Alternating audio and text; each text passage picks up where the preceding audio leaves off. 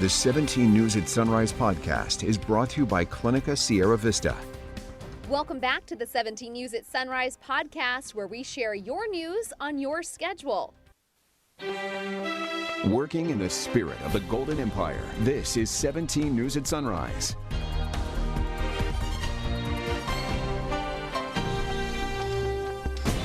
Good morning here at 5 a.m. Thanks for waking up with us. I'm Maddie Jansen alongside Alex Fisher. A man is dead in a crash in Southwest Bakersfield. Police say it happened just before 8 o'clock last night on Harris Road near Old River Road. First responders say a man on an off-road mini motorcycle crashed into a car. The motorcyclist died in the crash. Investigators say the mini bike was not street legal and did not have lights on at the time of the crash. A woman struck and killed while riding a bike in South Bakersfield last week has been identified. It happened on South Union Avenue near White Lane on March 7th. CHP says 30-year-old Raven Mora of Bakersfield was hit from behind and the car sped away. Mora died at the scene. If you know anything about this deadly crash, call CHP at 396-6600. From our 17th follow-up file this morning, community members held a candlelight vigil last night for 26-year-old Jerome Crystian, whose body was found 200 feet down in a city water well in Southwest Bakersfield last week. Police are still trying to determine how the body ended up inside the water pipe, which was just 15 inches wide. Family members led the vigil near the side of the well on Demerit Avenue near New Stein Road, calling for answers and sending a message to whoever is responsible for Jerome's death. You thought that my child was going to be lost to us forever. You wanted us to suffer that we would never know what happened to our child. But God had his hands in this, and he snatched him right back out. You weren't getting away with a thing. Jerome's family confirms there are 2 ongoing fundraisers to pay for funeral expenses. You can find a link to those on our website, kget.com. The community of Delano encourages everyone to come out in support of the family of 19-year-old Nayeli Gonzalez after police announced 3 arrests in her murder. Gonzalez was shot and killed in January 2020 while sitting in the bleachers of Cesar Chavez Park. Recently, Delano police arrested 18-year-old Kevin Gonzalez of McFarland and 21-year-old Jonathan Gutierrez and 18-year-old Alexander Carrillo, both of Bakersfield. A vigil will be held today at Cesar Chavez Park in Delano to remember Gonzalez. It's happening at 6 p.m. 6:04 is our time now, and the crisis in Ukraine continues to intensify. The UN estimates nearly 600 people have been killed since Russian forces attacked. Over the weekend, an American journalist was among those who died. NBC's Bree Jackson has the latest from Washington. Good morning, Alex, Maddie. Over the weekend, Russia launched a missile attack hitting a military base roughly 20 miles from NATO ally Poland. Ukrainian officials say nearly 30 missiles were fired at Ukraine's most famous military base, killing at least 35, wounding more than 100, and shattering a sense of safety in the city of Lviv, which sits just west. There's no safe place in Ukraine right now because you're in war with a country who has missiles who can fly to any capital in the European Union. U.S. officials believe the attack was an attempt to cut off supplies for Ukraine. It's no surprise that the Russians are trying to expand the number of targets in this war because they're frustrated.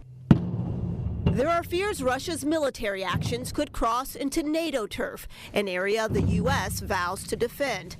The administration also threatening severe sanctions should Russia deploy chemical weapons. Officials say it's a concern, but decline to publicly discuss the intelligence that suggests it could happen. We haven't seen anything that indicates some sort of imminent chemical or biological attack right now, but we're watching this very, very closely. There's also a warning to China and other countries who may attempt to aid Russia's war efforts. If they think that they can basically bail Russia out, they can give Russia a workaround to the sanctions that we've imposed, they should have another thing coming. More assistance is coming to Ukraine. The White House is rushing to get an additional $200 million in U.S. military equipment to the front lines. Today, National Security and State Department officials will travel to Rome to meet with Chinese counterparts. Among other things, they'll discuss Russia's invasion of Ukraine. In Washington, I'm Bree Jackson for 17 News. A bus carrying 50 Ukrainian refugees drove off the road and overturned in Italy yesterday, and at least one person was killed after being trapped under the bus. Firefighters reported there were no other vehicles involved in the incident. A Bakersfield surgeon has an especially compelling reason to keep tabs on developments in Ukraine. His entire family is in Eastern Europe, half of them refugees in Poland, the other half armed and waiting to defend the country. The doctor and his father in Ukraine spoke to 17's Robert Price. The scenes of devastation in Ukraine have touched the entire world. They've also reached all the way across the water to Bakersfield. And specifically to Adventist Health Hospital, where Dr. Timothy Galan, an orthopedic surgeon from the Ukrainian capital of Kiev, is in almost daily contact with his family.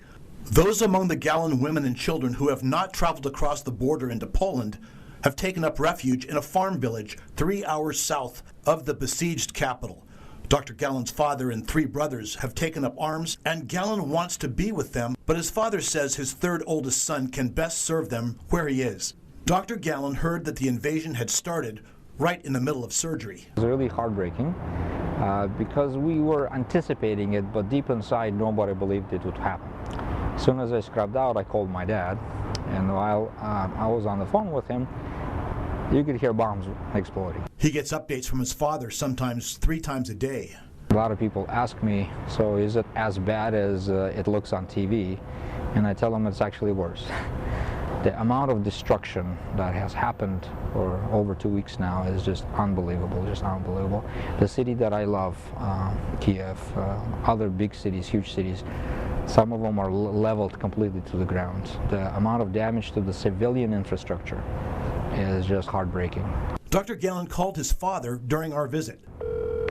Hello, привет. Anatoly Galan, a 63-year-old mechanical engineer, was happy to talk. His son translated. Hello, from Bakersfield. Hello. How are you doing? Нормально, если можно считать нормально. Okay, if you consider this normal, he said. Ukrainians, he declared, are determined.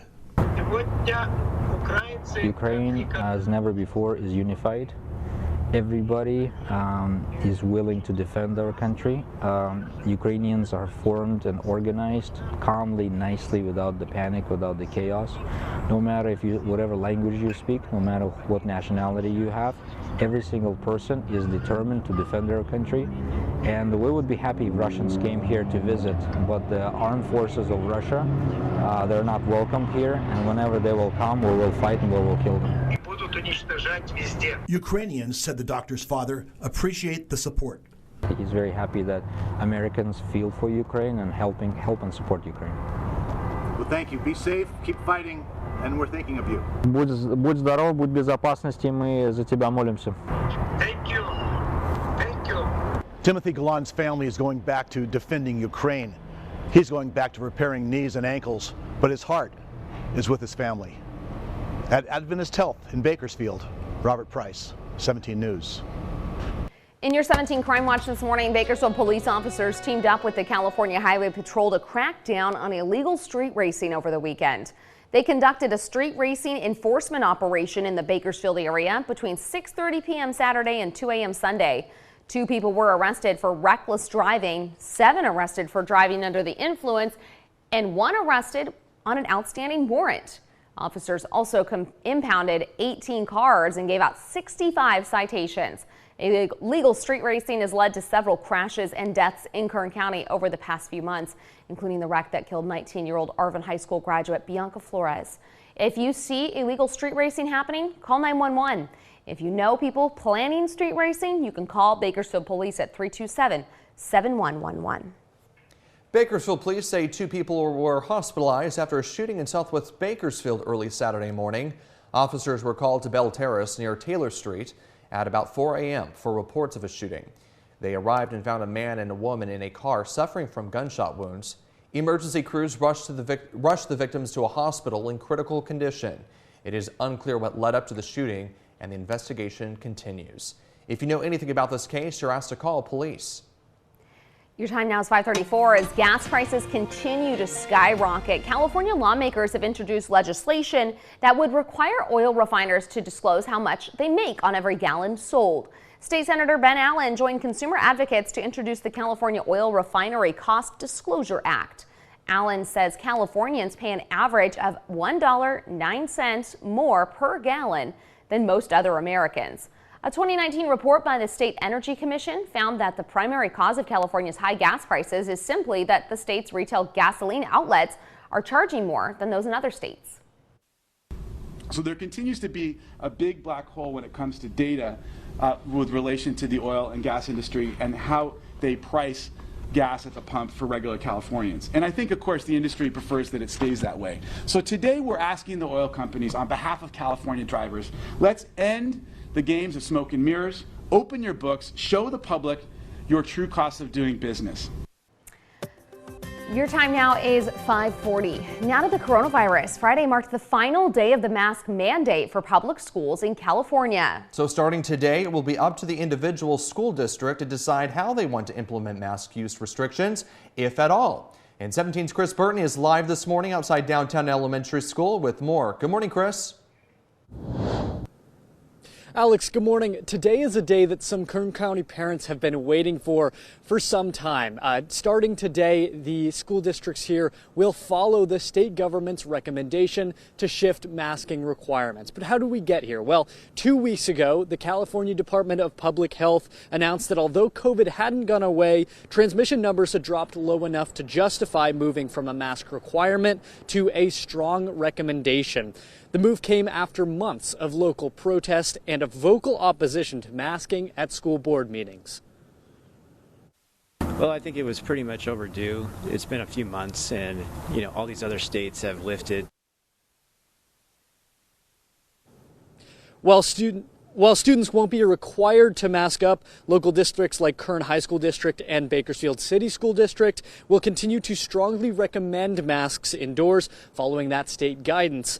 Those districts said in statements to 17 News that they would continue to support masking for students and visitors that chose to do so. Here at Downtown Elementary, kids arrive for school at or before 8:15. It remains to be seen this morning whether some of those kids, if at all, will be wearing masks. Live in Bakersfield, Chris Burton, 17 News. All right, Chris, thanks so much. And here's a look at the past week of coronavirus in Kern County. Data shows an average of 254 people were catching the virus each day. That is less than a third of what we saw the previous week. Now, it's worth noting Wednesday's 69 reported cases is the lowest that we've seen in months. An average of 77 people were in the hospital with more severe symptoms. 14 more were in the ICU. That is also less than what we've seen in previous weeks. Public Health learned that 35 more people have died from the virus. Now, a side note, these people did not die last week. It was earlier on this year, and it takes roughly a month or longer to determine cause of death after a patient passes away. Well, making news around town, Bakersfield kicked off its inaugural Restaurant Week event over the weekend, highlighting local shops around the city. Restaurant Week is designated to give extra attention to local eateries and their popular dishes. Many restaurants are offering special deals to customers throughout the event. The event offers a mobile pass where customers can check in at each restaurant. By checking in once you've entered, you have a chance to win a $100 restaurant gift card. Check in 3 times and you'll be entered in to win a $250 Visa gift card and a Bakersfield swag bag. I used to live in San Diego. They do Restaurant Week twice a year, and so I think this is a great tradition to start in Bakersfield to get people out to see local restaurants and what they're doing. Restaurant Week runs through March 18th, so you still have some time to go out there and get yourself entered into the chance to win some money. You can go onto our website, kget.com, for a full list of the restaurants participating. Welcome back in sports news. Star quarterback Tom Brady announced yesterday he's not retiring after all. This stunning reversal comes that he would hang up his jersey. Brady made the announcement on Twitter. He says, quote, "These past 2 months, I've realized my place is still on the field and not in the stands. That time will come, but it's not now. I love my teammates and I love my supportive family. They make it all possible. I'm coming back for my 23rd season in Tampa. Unfinished business. Working in the spirit of the Golden Empire, this is 17 News at Sunrise.